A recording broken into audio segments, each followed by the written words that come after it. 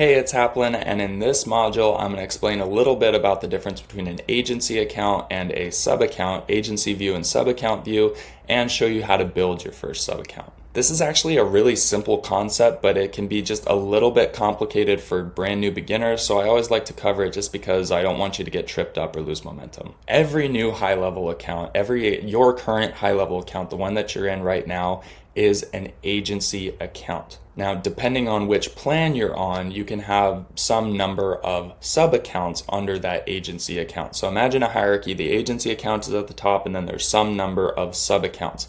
Sub-accounts are where all of the actual features live. It's where the CRMs are, it's where contacts will live, opportunities, calendars, all of the things that you use high level to get stuff done with in a local business or in any business setting. Those are in sub-accounts. Typically, every physical location or every different business entity should be using its own sub-account. They're completely segmented from one another. So it's like any other software account, right? My Facebook profile has all my pictures. Your Facebook profile has all of your pictures. There's no way for me to access your Facebook account or vice versa. It's the same with sub-accounts. Different businesses get different sub-accounts.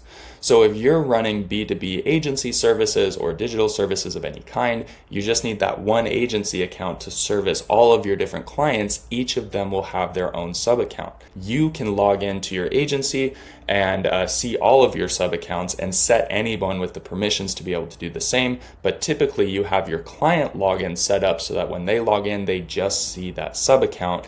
And even more granularly, you can control which specific features they see within that sub-account depending on what you really want them to experience. So sub-accounts sit underneath the agency account. There is a corresponding view. When you're in a sub-account, you'll be able to see things like conversations, the sub-account dashboard, opportunities, calendars, all of the features that you're actually using.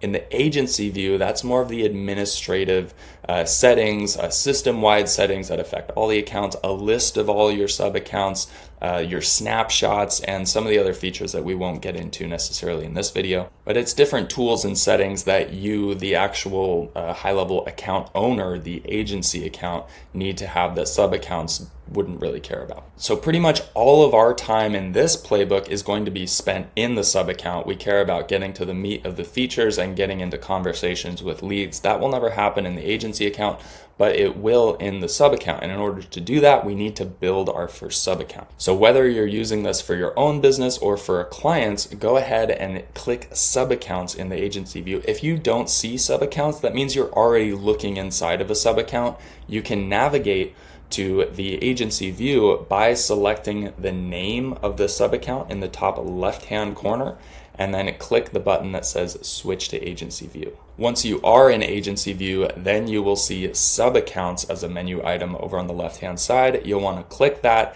and then click create new sub-account. The next step is to choose a snapshot. We'll be talking about snapshots more a little bit later on, but for now, just go ahead and click blank snapshot. We'll start with a tabula rasa, as they say, a blank slate, and we'll kind of learn the features from there, and then I'll show you how to get the most out of snapshots a little bit later. Once you've selected blank snapshot, then you can search for the business using the maps integration, or you can just add the business information manually. I recommend not worrying too much about this business information right now. You can even build a test sub account if that's what you desire to do using completely fake information.